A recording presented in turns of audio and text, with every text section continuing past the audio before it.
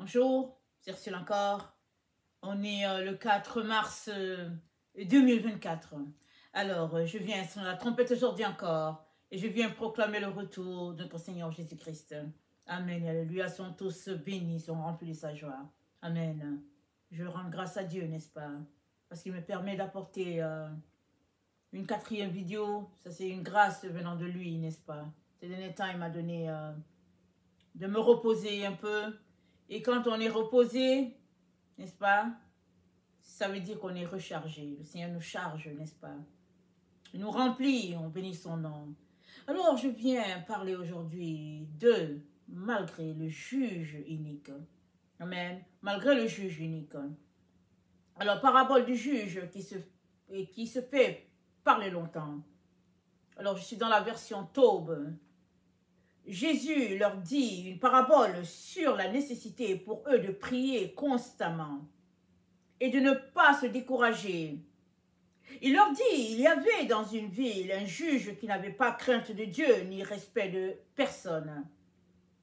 Il y avait aussi dans cette même ville une veuve qui venait lui dire, « Rends-moi justice contre mon adversaire. » Il s'y refusa longtemps et puis il se dit, « Même si je ne crains pas Dieu, ni ne respecte les hommes, eh bien, parce que cette veuve m'ennuie, je vais lui rendre justice, pour qu'elle ne vienne pas sans fin me casser la tête. » Le Seigneur ajouta, « Écoutez bien ce que dit ce juge sans justice. Et Dieu ne ferait pas justice à ses élus qui crient vers lui jour et nuit, et il les fait attendre. Je vous le déclare. Il leur fera justice bien vite. Mais le Fils de l'homme, quand il viendra, trouvera-t-il la foi sur la terre? Amen. Quand le Fils de l'homme viendra, est-ce qu'il y aura la foi sur la terre? Amen. Alors ici, le Seigneur présente la situation, n'est-ce pas, d'une femme, une veuve. Et puis c'est dit que elle était tout le temps devant le juge pour dire « Fais-moi justice, rends-moi justice contre mon adversaire. » On sait que les veuves, elles ont la main de Dieu sur leur vie avec les orphelins. Parce qu'ils n'ont rien. Ils n'ont personne pour les défendre. Et les enfants sont abandonnés. Et les veuves n'ont personne, surtout dans le temps où c'était écrit. Il fallait aller dans les champs, il fallait travailler. Alors, si le mari est paresseux, vous n'avez pas à manger, mais s'il n'est pas paresseux et qu'il est travaillant, alors, qu'il n'est plus là, qui va te donner à manger?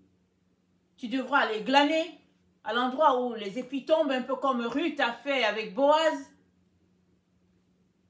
Donc, c'est une femme qui avait un besoin. Elle était veuve.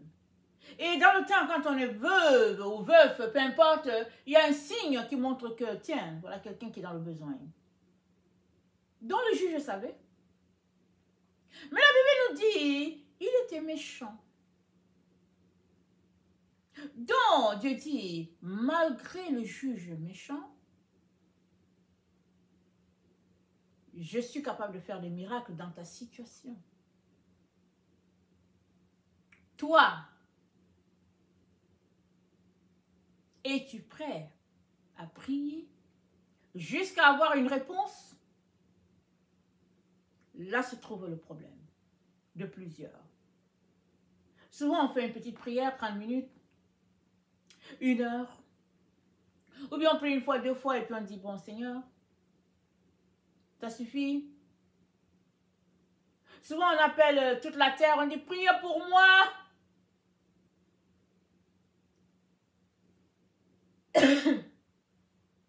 J'ai tel problème, j'ai tel problème, j'ai tel problème. Priez pour moi. Et toi-même, tu es devant la télévision. Tu dis aux gens de prier pour toi et tu es devant la télévision. Mais ici, c'est dit, elle était devant le juge. On dit, il y avait dans une ville un juge qui n'avait crainte de personne, ni de Dieu, ni de personne. Mais la femme, elle n'avait pas peur. Elle venait toujours devant lui parce qu'il y avait un adversaire dans sa vie qui la fatiguait. Et notre Seigneur nous dit, malgré sa méchanceté, ce monsieur-là, il a dit, non, je suis fatigué, cette femme-là me casse la tête. Elle me fatigue. Je ne veux plus la voir. Réglez son problème parce que je ne veux plus la voir ici parce qu'elle me fatigue. Et Dieu veut que ce soit comme ça compris. Tu lui as dit, oh papa, le problème. Demain, papa, le problème. Papa, le... Il va dire, bon, ok, il faut régler. Mais très souvent, le problème de la manque, pardon, excusez mon français, le problème du manque de réponse à nos prières réside dans le fait qu'on n'importune pas le Père. On prie un peu, et puis on est nonchalant. Et souvent, on a peur de la partie adverse. On se dit, mais tu sais quoi, le juge est méchant. Mais Dieu dit, malgré qu'il soit méchant, il a plié devant les prières de la femme. Alors souvent on peut regarder, on peut dire, au fait, la situation est telle que on n'a jamais vu quelque chose comme ça se passer. Ce n'est pas encore arrivé. Donc, c'est une femme qui est veuve, puis elle n'a pas de moyens, le juge ne va pas l'aider. Parce que ce juge, il ne regarde pas les gens de sa condition. Mais non. Dieu dit, le problème se situe au niveau de est-ce que tu pries assez, tu pries suffisamment, tu pries même quand la situation est telle qu'il n'y a pas moyen que cela soit réglé pour toi. Tu continues de prier pour dire, Seigneur, justice. Et le Seigneur te dit, il te rendra justice. Et ce n'est pas Dieu qui est là dans la position du juge, mais le Dieu créateur est capable d'agir dans le cœur d'un homme méchant en ta faveur. Alors, il y a beaucoup d'enfants de Dieu qui ne savent pas que sur la terre, nous avons un système de justice. Mais on a un système de justice. Dans chaque pays, il y a le système de justice. Maintenant, sur la terre entière, il y a le système de justice déjà établi tel que Dieu a créé. Justice, injustice. Donc, si toi, tu passes ta vie juste à s'aimer l'injustice, malgré le fait que tu as de l'argent, que tu as de la renommée, tu as tout ce qu'il faut, il se pourrait que ce jour-là, au palais de justice, tu perdes ta cause. Parce que dans le secret, tu sèmes l'injustice. Devant les gens, tu viens, tu te fais passer pour quelqu'un qui est juste, pour quelqu'un qui est bon, pour quelqu'un qui est pur. Les gens ne te connaissent pas devant les gens. Mais en arrière, tu sèmes l'injustice, tu sèmes les ténèbres, tu sèmes le mensonge, tu sèmes toutes sortes de semences. Tu as l'argent, tu as la gloire, tu as la renommée, tu as tout le monde qui te soutient. Alors, tu n'as aucun doute, tu vas remporter ta cause. Mais, le système de justice que Dieu a établi sur la terre est tel que le juge va se lever et il va te pénaliser. Tu peux t'arrêter pour dire, mais pourquoi? Pourquoi m'a-t-il pénalisé? J'ai l'argent, j'ai la gloire, j'ai un bon avocat, j'ai ceci, j'ai cela, j'ai ceci, cela. Mais, ce n'est pas lui qui t'a pénalisé. C'est tout simplement que le système mis en place depuis la création est tel que la justice ou l'injustice est sanctionnée. Voilà pourquoi notre passage de Romains 8, Le verset 19 dit, Romains 8, le verset 19 dit, la création attend-elle avec un ardent désir la révélation du Fils de Dieu, car la création a été soumise à la vanité, non de son gré, mais à cause de celui qui l'y a soumise. Donc la création a été soumise à de l'injustice. Et c'est l'adversaire qui a soumis la création à l'injustice. Mais la création attend. Elle attend d'être délivrée. Elle attend que ces vrais enfants de Dieu viennent. Ces enfants de Dieu qui marchent dans la pureté, dans la justice et dans la lumière. Elle attend que ces enfants de Dieu viennent et qu'elle aussi, elle puisse être délivrée, elle puisse bénéficier de la rédemption.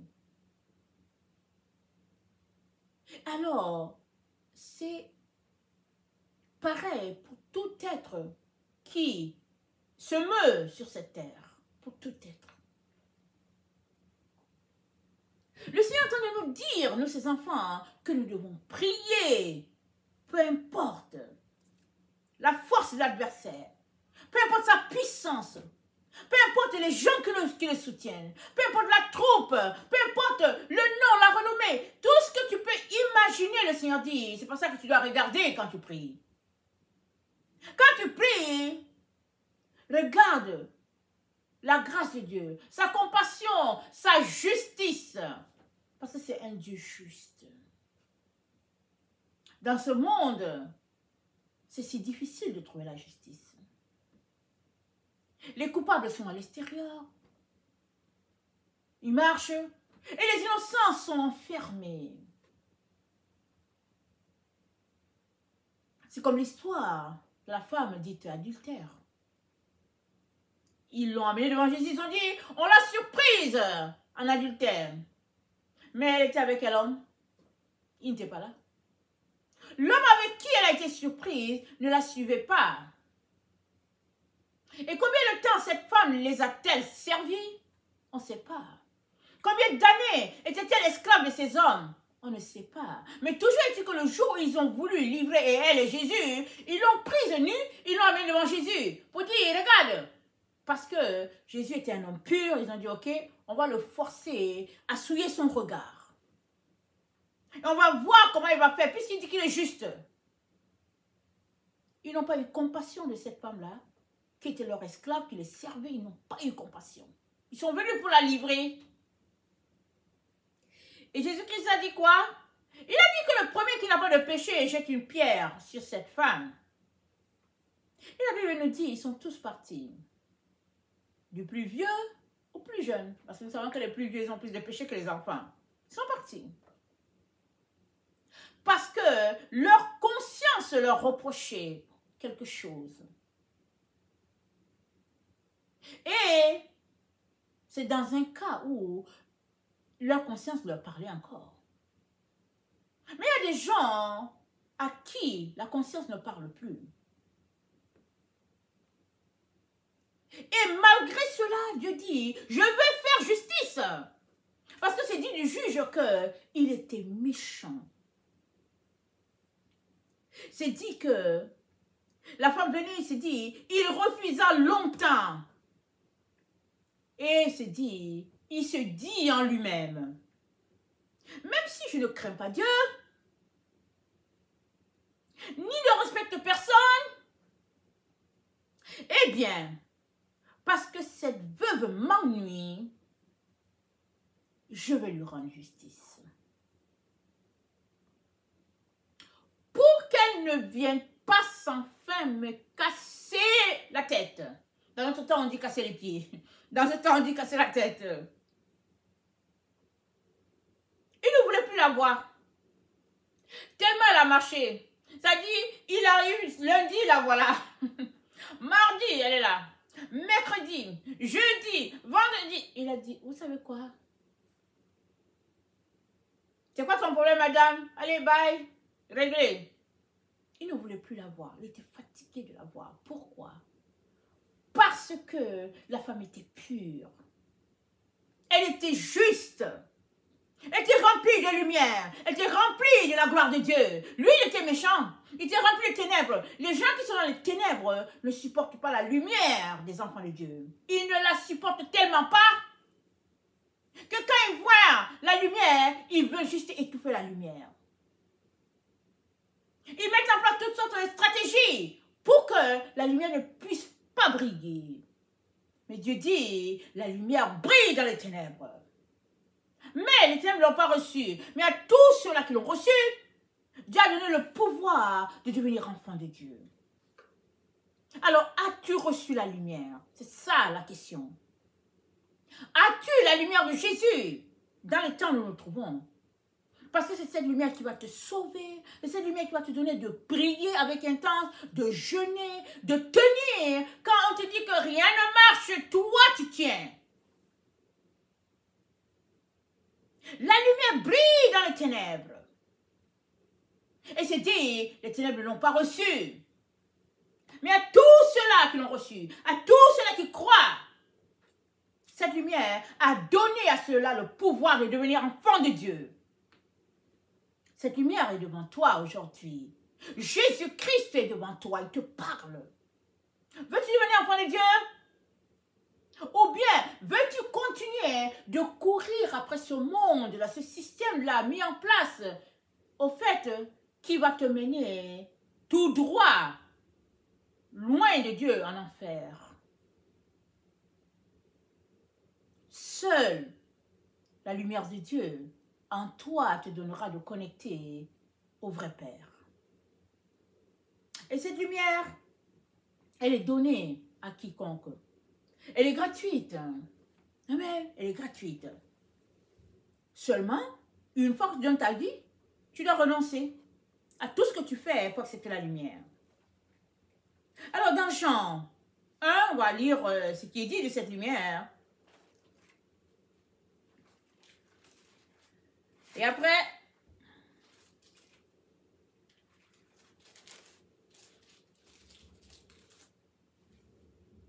c'est dit au commencement était la parole. Et la parole était avec Dieu, et la parole était Dieu. Et toutes choses ont été faites par elle, et rien de ce qui a été fait n'a été fait sans elle. En elle était la vie, et la vie était la lumière des hommes. La lumière, lui, dans les ténèbres ne l'ont pas reçue. Amen. Au verset 12.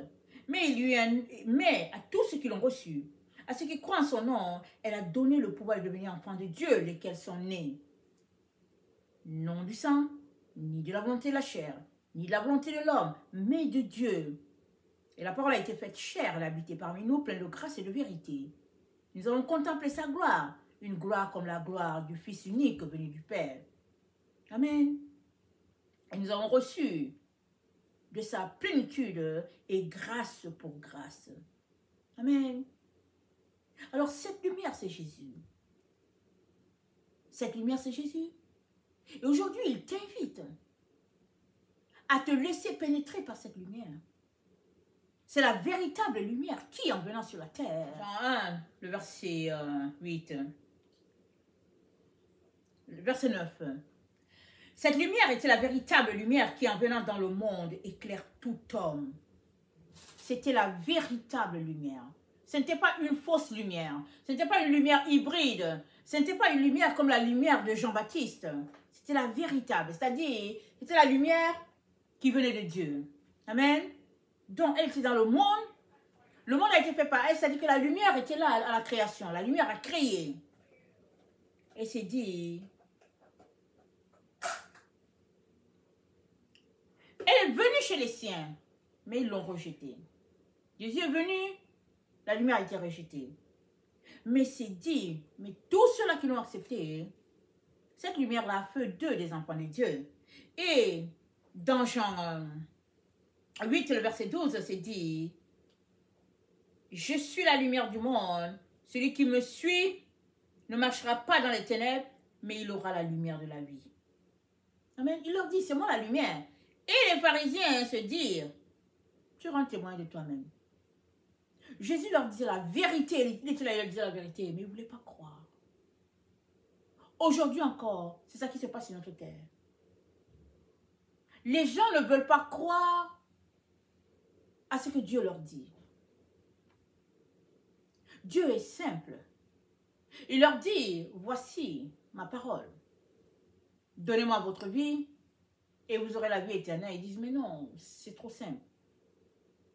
peut faire croire à l'évangile de prospérité, il peut faire croire à toutes sortes de sectes, d'histoires racontées. Ils trouvent que ça a du sens. Mais que Jésus-Christ soit mort pour eux et que, en acceptant ce qu'il a fait, la vie de Dieu leur est injectée et qu'en retour, ils ont besoin de renoncer à tout ce qu'ils veulent, tout ce qu'ils sont, pour que cette lumière les transforme. Les gens ne veulent pas. Mais Jésus-Christ te dit, c'est cette lumière-là que tu as besoin dans ta vie. Parce que c'est elle qui va te donner le zèle de prier comme cette veuve-là, jusqu'à ce qu'une réponse te soit donnée. C'est elle qui va te donner la force de marcher dans la justice et la lumière alors que le monde est dans les ténèbres, alors que le monde est dans les magouilles, alors que le monde est dans le mensonge. C'est cette lumière-là qui va te donner de persévérer dans la voie droite. Et c'est encore cette lumière-là qui va faire que, alors que tu es accusé injustement, cette lumière va encore te défendre. Même si le juge est unique, même si les personnes qui sont autour sont versées sur le mal, cette lumière en toi va faire que les gens vont dire, non, il faut qu'on rende justice. Et Dieu te dit, les ténèbres couvrent la terre. Toi, peut-être que tu ne vois pas ça. Les ténèbres couvrent la terre. Mais la lumière de Dieu, elle est là sur la terre et elle veut faire partie de ta vie. Vient un temps où ce sera pire que maintenant. Ce temps où les gens se cherchent et ils ne savent même pas où est la vérité. Le Seigneur te dit, la vérité c'est lui. C'est lui la lumière. C'est lui la vie. Il t'invite à lui donner tous tes problèmes. C'est lui qui va te donner l'énergie pour pouvoir prier jusqu'à avoir une réponse. C'est lui qui va te donner de triompher dans une situation où il n'y a pas d'espoir. C'est lui qui va faire que même le juge le plus unique de la ville va dire, rendons justice à ce monsieur, rendons justice à cette femme, rendons justice à cet enfant. Parce que la lumière de Dieu est en toi.